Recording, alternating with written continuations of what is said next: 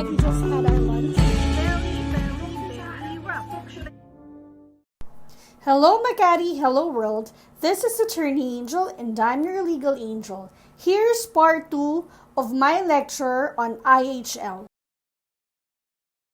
So now we are on our second part of our International Humanitarian Law or IHL series of lectures. And last time, I was able to discuss with you the historical background of international humanitarian law. And for this week, we will continue with the historical development still on the IHL, as well as other key principles and concepts on the international humanitarian law.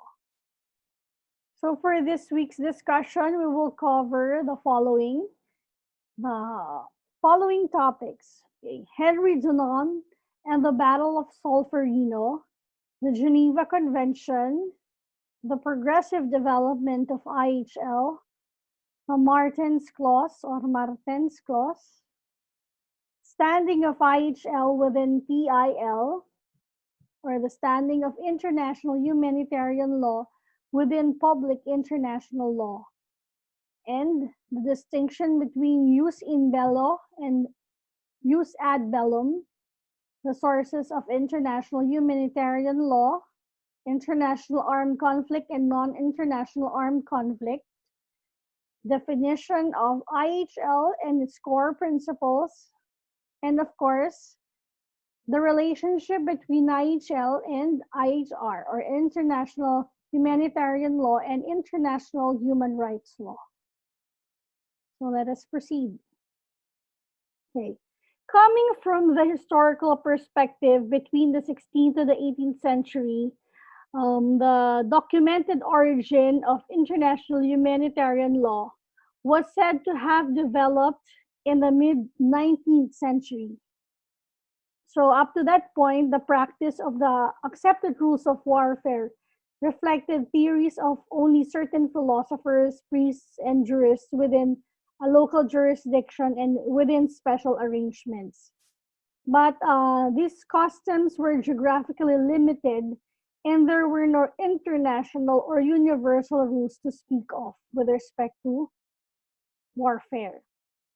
And it was only in 1864, with the Geneva Convention of 1864, that the first universal treaty on humanitarian law was really developed. Okay.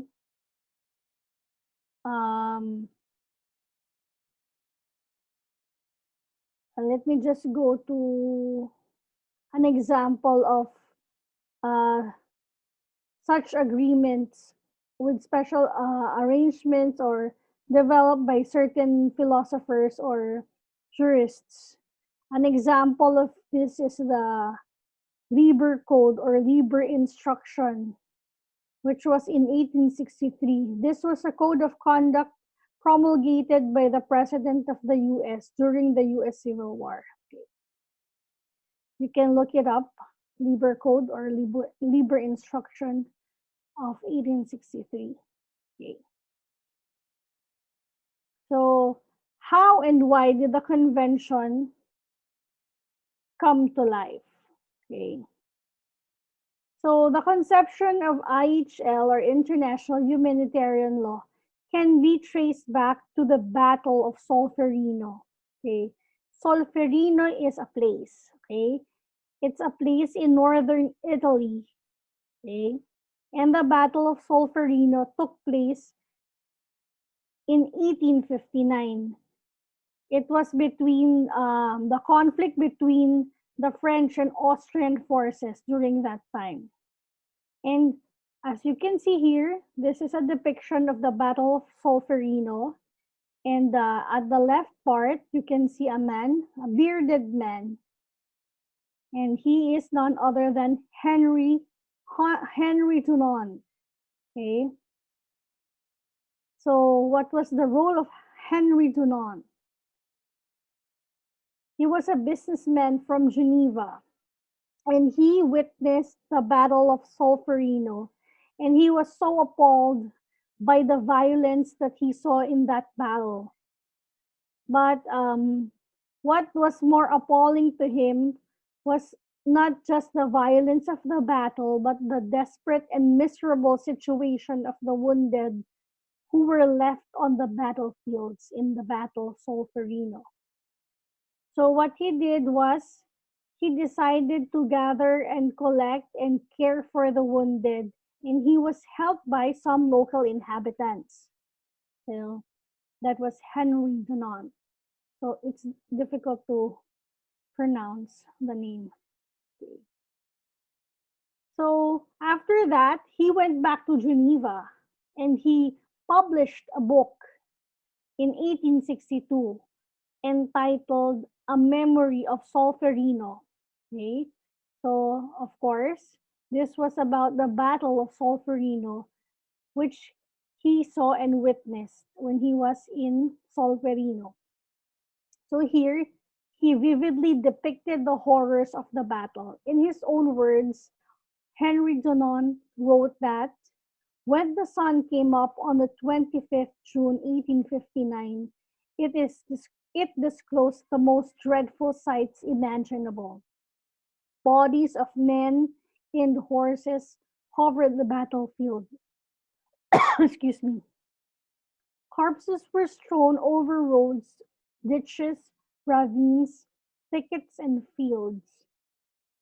The poor wounded men that were being picked up all day long were ghastly pale and exhausted. Some, who had been the most badly hurt, had a stupefied look as though they could not grasp what was said to them. Others were anxious and excited by nervous strain and shaken by spasmodic trembling. Some, who had gaping wounds already beginning to show infection, were almost crazed with suffering. They begged to be put out of their misery, and writhed with faces distorted in the grip of the death struggle. So that was a vivid depiction of what he saw and witnessed in the Battle of Solferino. Also in his book, The Memory of Solferino, he described the battle and also tried to suggest and publicize possible measures to improve the fate of war victims. And also in this book, he presented he presented three basic proposals, or he had three propositions which were designed to mitigate the suffering of the victims of war. So his three propositions or three proposals were the following: that voluntary societies be established in every country which in time of peace would prepare themselves to serve as auxiliaries to the military medical services, and that states adopt an international treaty guaranteeing legal protection to military hospitals and medical personnel. And the third proposition or proposal, that an international sign of identification and protection of medical personnel and medical facilities be adopted. So these were three simple propositions or proposals, but they had deep and lasting effects. Okay? Because from the first proposition or proposal, um, it is where the whole system of the National Red Cross or Red Crescent societies were based. Okay? And from the second proposition or proposal, this gave birth to the first Geneva Convention in 1864. And then for the third proposition or proposal, this led to the adoption of the protective emblem of the Red Cross or the Red Crescent. Okay. So his book was famous and it had success in Europe. It did not only present um, original, it did not present entirely original ideas, but the merit of the book is in large part because of its timeliness and because of the timelessness of the message of the book. Okay. So at that time also, there was a private welfare association in Geneva called the Society for the Public Good. The president of that association was Gustave Moynier, and he was so impressed by Dunant's book, so he proposed to the members of the society that they should try to carry out these proposals or propositions laid down by Dunant.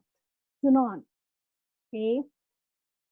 Um, and this suggestion was accepted by the members. And so from there, they created a special committee in 1863 called the International Standing Committee for Aid to Wounded Soldiers. This committee, 15 years later, became the International Committee of the Red Cross, or what we know today as the ICRC. So in 1863, the committee convened military and medical experts at a conference in Geneva. And the aim of the meeting was to examine the practicability and feasibility of the propositions or proposals made by Dunant. So the result of the meeting was successful, and the members of the committee then persuaded the Swiss Federal Council to convene a diplomatic conference. And the task of that diplomatic conference was to give a legal form to Henry Dunant's proposals or propositions. Okay, with this, um, so in 1864 in Geneva, a diplomatic conference was held, and here 16 states were represented, and they find these states represented adopted the Geneva Convention of 22nd August 1864 for the amelioration of the condition of the wounded in armies in the field. Okay. So it was what was the result was an international treaty open to universal ratification. Okay. Here, the states agreed to voluntarily limit their own power in favor of the individual welfare. So for the first time, armed conflict became regulated by written general law. Okay. So this saw the birth of the modern international humanitarian law. Okay. Through the Geneva Convention of 1864. So in the first Geneva Convention, it contained 10 concise articles. This gave the legal format to Henry Dunant's proposals or propositions, and this established a special status for medical personnel. Okay? And the original convention has been, of course, you know that the original convention has already been replaced by by more modern and comprehensive treaties. Okay, to date. Um, but as I said, the first Geneva Convention illustrates a concise manner of the central objectives of international humanitarian law. Okay. So let's have a rundown if you don't have a copy of the Convention for the Amelioration of the Condition of the Wounded in Armies in the Field. Geneva, 22 August 1864. So Article 1, ambulances and military hospitals shall be recognized as neutral and as such protected and respected by the belligerents as long as they accommodated wounded and sick. Neutrality shall end if the said ambulances or hospitals should be held by a military force. Article 2, hospital and ambulance personnel, including the quartermaster staff, the medical administrative and transport services, and the chaplains, shall have the benefit of the same neutrality when on duty, and while there remain any wounded to be brought in or assisted. Article 3. The person designated in the preceding article may, even after enemy occupation, continue to discharge their functions in the hospital or ambulance with which they serve, or may withdraw to rejoin the units to which they belong. When in these circumstances they cease from their functions, such persons shall be delivered to the enemy outposts by the occupying forces. Article 4. The material of military hospitals being subject to the laws of war, the persons attached to such hospitals may take with them, on withdrawing, only the articles which are their own personal property. Ambulances, on the contrary, under similar circumstances, shall retain their equipment. Article 5. Inhabitants of the country who bring help to the wounded shall be respected and shall remain free. Generals of the belligerent powers shall make it their duty to notify the inhabitants of the appeal made to their humanity and of the neutrality which humane conduct will confer. The presence of any wounded combatant receiving shelter and care in the house shall ensure its protection. An inhabitant who has given shelter to the wounded shall be exempted from billeting and from a portion of such war contributions as may be levied. Article 6. Wounded or sick combatants to whatever nation they may belong shall be collected and cared for. Commanders-in-chief may hand over immediately to the enemy outposts enemy combatants wounded during an engagement when circumstances allow and subject to the agreement of both parties. Those who, after their recovery, are recognized as being unfit for their service shall be repatriated. The others may likewise be sent back on condition that they shall not again, for the duration of hostilities, take up arms. Evacuation parties and the personnel conducting them shall be considered as being absolutely neutral. Article 7. A distinctive and uniform flag shall be adopted for hospitals, ambulances, and evacuation parties. It should, in all circumstances, be accompanied by the national flag. An armlet may also be worn by personnel enjoying neutrality, but its issue shall be left to the military authorities. Both flag and armlet shall bear a red cross on a white ground. Article 8. The implementing of the present convention shall be arranged by the commanders-in-chief of the belligerent armies, following the instructions of their respective governments and in accordance with the general principles set forth in this convention. Article 9. The high contracting parties have agreed to communicate the present convention with an invitation to accede thereto to the governments unable to appoint plenipotentiaries to the International Conference at Geneva. The protocol has accordingly been left open. And Article 10, the present convention shall be ratified and ratifications exchanged at Bern within the next 4 months or sooner if possible. In faith whereof the respective plenipotentiaries have signed the convention and thereto affixed their seals. Done at Geneva this 22nd day of August in the year 1864. Okay. So beginning in 1866, the Geneva Convention proved its worth on the battlefield, and by 1882, 18 years after its adoption, it had been universally ratified. Okay. So let's take a look at the timeline of the progressive development of international humanitarian law from 1864 down to 2008. 1864, we had the Geneva Convention. 1868, the Declaration of St. Petersburg, 1899, the Hague Conventions. Then 1906, review of the first Geneva Convention.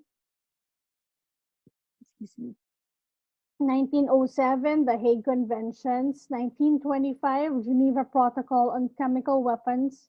In 1929, the first and third Geneva Conventions. In 1949, first, second, third, and fourth Geneva Conventions plus Common Article 3. Then, 1954, the Convention for the Protection of Cultural Property.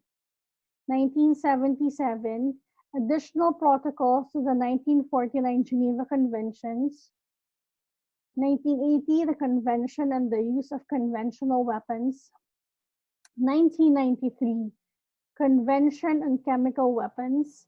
1995, Protocol relating to blinding laser weapons. 1996, revision of the 1980 Convention. 1997, the Convention on Anti-Personnel Mines, Ottawa Treaty. 1998, adoption in Rome of the Statute of the International Criminal Courts. In 1999, the Protocol 2 to the 1954 Convention for the Protection of Cultural Property. 2000, optional protocol to the Convention on the Rights of a Child on the involvement of children in armed conflict. In 2003, a protocol on explosive remnants of war, Protocol 5 to 1980 Convention, In 2005, Protocol 3 to the 1949 Geneva Conventions relating to adoption of additional emblem, the red crystal, and 2008 Convention on Cluster Munitions. Okay. So as the years pass by, there are still improvements and there are additional treaties and conventions with respect to or relating to international humanitarian law. Okay. From these, there are said to be two currents based on the current of the Geneva Law and the Hague Law current. So the Geneva Law current is mainly concerned with the protection of the victims of armed conflicts, like for example, non-combatants and those who no longer take part in the hostilities. And while the Hague Law current are those whose provisions relate to limitations and prohibitions of specific means and methods of warfare. So if we go back to the progressive development, um, the following belong to the Geneva Law current. Okay, the First Geneva Convention, review of the First Geneva Convention, First and Third Geneva Convention, First, Second, Third, and Fourth Geneva Convention plus Common Article 3, additional protocols to the 1949 Geneva Conventions, and Protocol 3 to the 1949 Geneva Conventions relating to the adoption of an additional distinctive emblem, the red crystal. So the rest that I did not mention belong to the Hague Law current.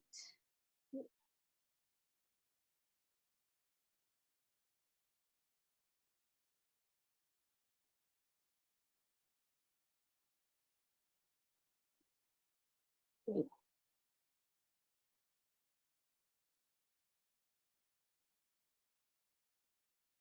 Okay. Of course, as I've said, through the years, there were many other developments that happened, and the conventions currently in force already replaced the old Geneva Conventions. Okay, and with respect to the Hague current or the Hague Law current, this originated in the Declaration of St. Petersburg, which I mentioned also in the timeline of the progressive development of IHL. This was proclaimed um, during a conference convened in 1868 by Alexander III, who was then the Tsar of Russia. here in the Declaration of St. Petersburg, it prohibited the use of explosive bullets and it enunciated some basic principles relating to the conduct of hostilities. Okay. Now, forward to 1899. Okay. In 1899, the so-called First Peace Conference was convened in the Netherlands by another Tsar. Okay. This time, Tsar Nicholas II. This was in The Hague. Okay. So in this conference, it adopted several conventions. The general goal was of which was to limit the evils of war. So among other things, in this convention, it prohibited the launching of projectiles from balloons. It prohibited the use of poisonous gases, and it prohibited the use of dum-dum bullets. Okay. And the main achievement of this 1899 peace conference was the adoption of a principle named after its originator or its initiator, F. Martens. Okay. F. Martens was the legal advisor of the Russian Tsar Nicholas II. And it is referred to as the Martens Clause. Martens Clause. If it is Italian, it's Martens. Okay. If not, it's Martens. Whatever you want to use or however which way you want to pronounce it. Martens Clause. Okay. The Martens Clause states that until a more complete code of the law of war has been issued, the high contracting parties deem it expedient to declare that in cases not included in the regulations adopted by them, the inhabitants and the belligerents remain under the protection and the rule of the principles of the law of nations, as the result from the usages established among civilized peoples, from the laws of humanity and the dictates of the public conscience. And here, as you can see, this is another version of the Martens Clause or Martens Clause. In cases not regulated by treaty law, populations and belligerents remain under the protection and empire of the principles of international law, as they result from the usages established between civilized nations, from the laws of humanity and the requirements of the public conscience. Excuse me. Okay.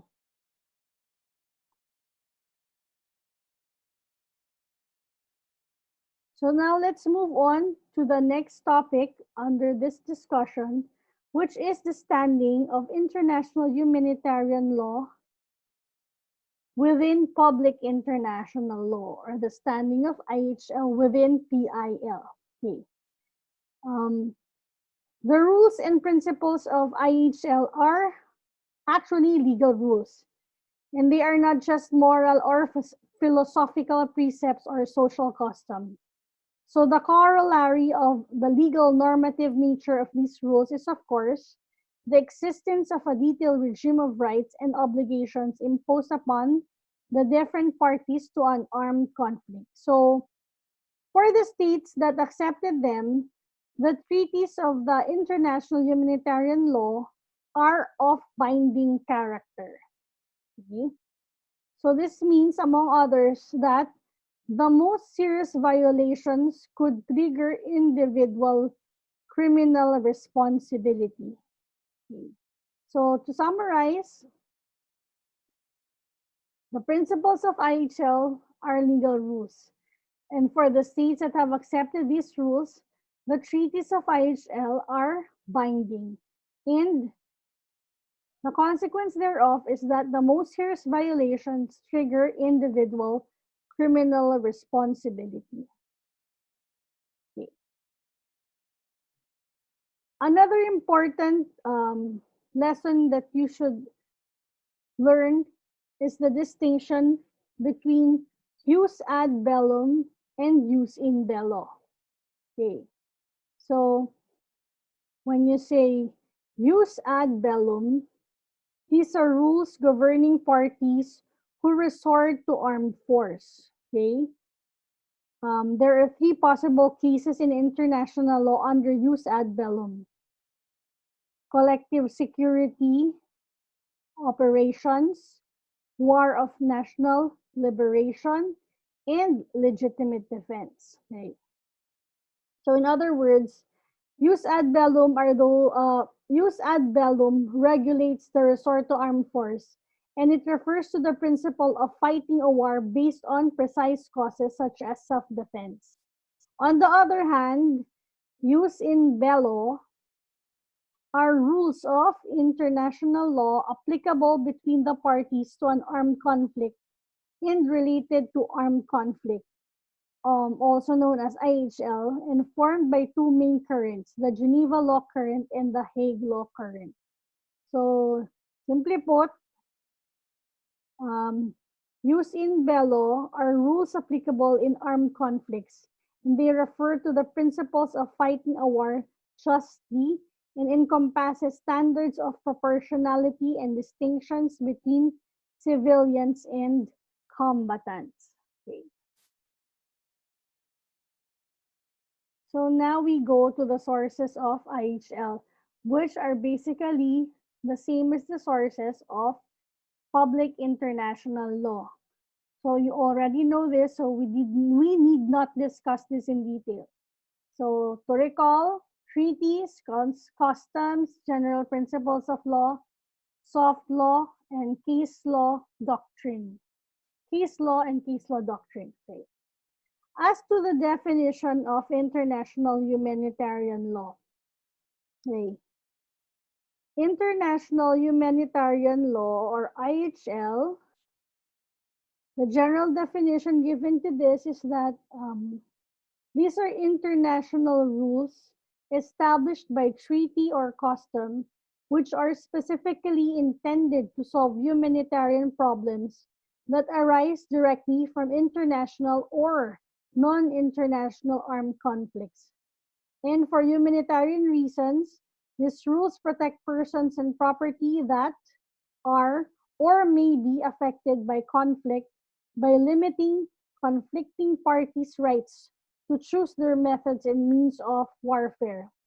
So, international humanitarian law applicable in armed conflict is often abbreviated as IHL. But to the military, it is known as the laws of war or the laws of armed conflict or LOAC. But they are still understood as synonymous to IHL. Okay. So in the definition of international humanitarian law or LOAC or law of war, one of the key words that you find is the word armed conflict. And so what is armed conflict? Okay.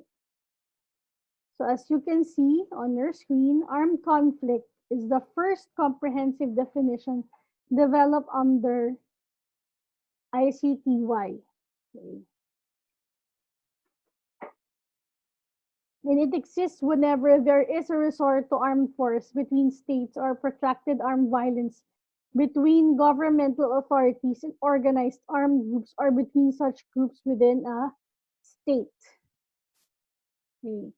And there are two classifications of armed conflict or two kinds of armed conflict considered under international humanitarian law or IHL or LOAC or law of war. And these are international armed conflict and non-international armed conflict. Okay. So when you say international armed conflict, it applies to all cases of declared war or of any other armed conflict which may arise between two or more of the high contracting parties, even if the state of war is not recognized by one of them. So the same set of provisions also apply to all cases of partial or total occupation of the territory of a high contracting party, even if the occupation meets with no resistance. Okay. So, in other words, these are all cases of declared war or of any other armed conflict which may arise between two or more of the high contracting parties, even if the state of war is not recognized by one of them. Okay. And with respect to non-international armed conflict, um, actually, this is said to be an outdated terminology of civil wars. Okay. These are considered purely internal matters for states for which no international law provisions applied. Okay.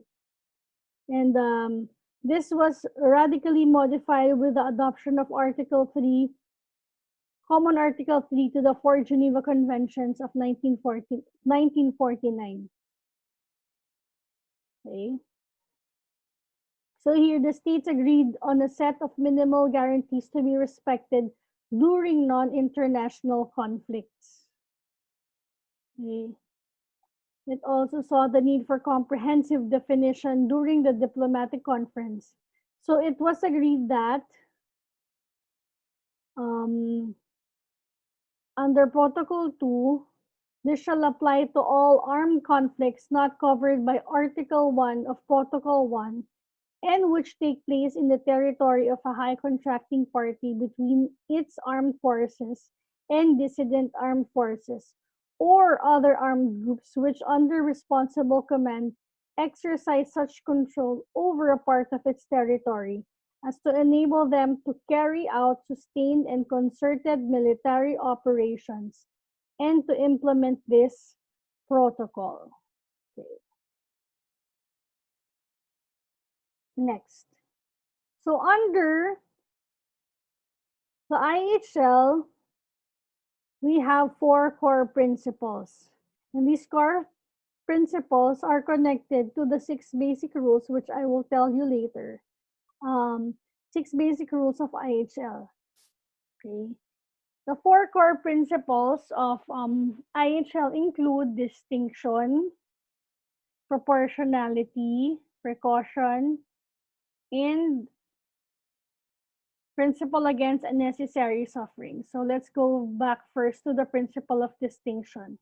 Okay, when you say the principle of distinction, this means that the parties to an armed conflict must at all times distinguish between the civilian population and combatants, and between civilian objects and military objects or military objectives, and accordingly shall direct their operations only against military objects or objectives and not the civilian population and not the civilian objects. Okay, and this is based on the recognition that the only legitimate object or objective which states should endeavor to accomplish is to weaken the military forces of the enemy.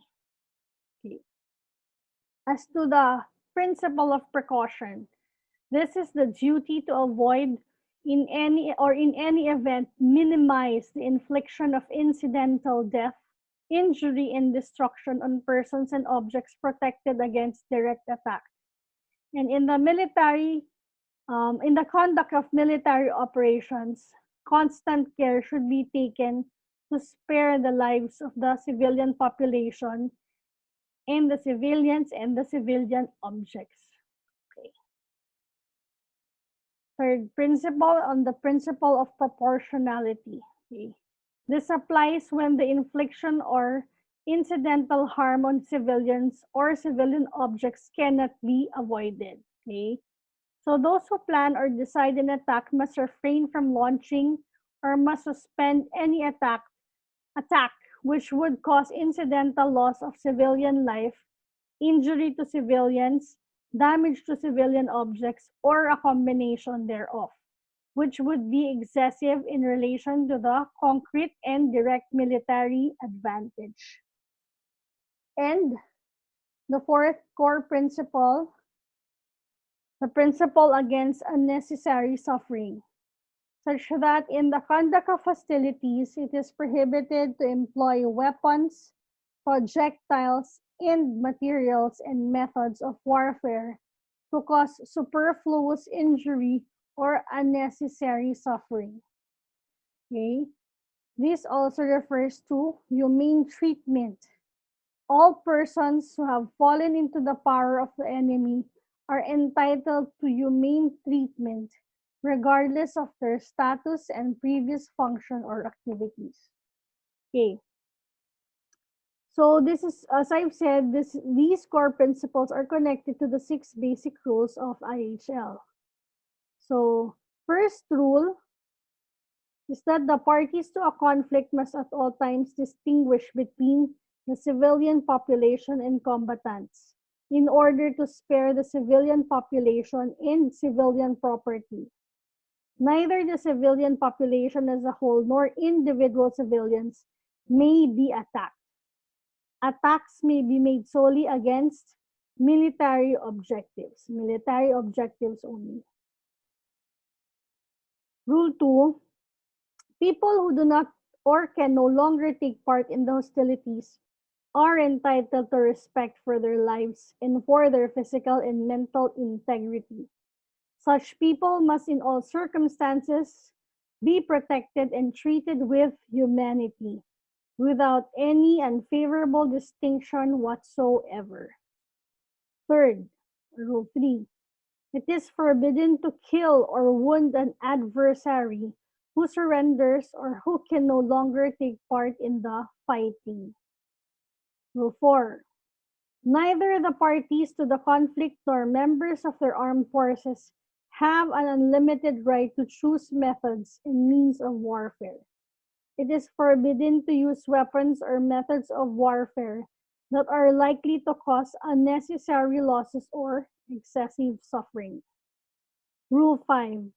The wounded and sick must be collected and cared for by the party to the conflict which has them in its power. Medical personnel and medical establishments, transports, and equipment must be spared. The Red Cross or Red Crescent or Red Crystal on a white background is the distinctive sign indicating that such persons and objects must be respected. And Rule 6, captured combatants and civilians who find themselves under the authority of the adverse party are entitled to respect for their lives, their dignity, their personal rights, and their political, religious, and other convictions. They must be protected against all acts of violence or reprisal. They are entitled to exchange news with their families and receive aid. They must enjoy basic judicial guarantees. Okay. So now we've come to the last part of this discussion or this lecture, which is with respect to the relationship between IHL and IHR, or International Humanitarian Law and International Human Rights Law. Okay. But first, you must be able to distinguish that human rights law, they apply in ordinary times and even in times of armed conflict of war, while international humanitarian law apply only when there is armed conflict. Okay, so that's the one basic distinction between IHL and IHR, but they trans they they intersect with each other, okay, such that they have this relationship that despite their fundamental differences, they share a common nucleus of non-derogable rights and a common purpose of protecting human life and dignity. So last time when we discussed about international human rights law, we discussed about non-derogable rights, okay? So you must recall what non-derogable rights are, okay? Okay. Excuse me.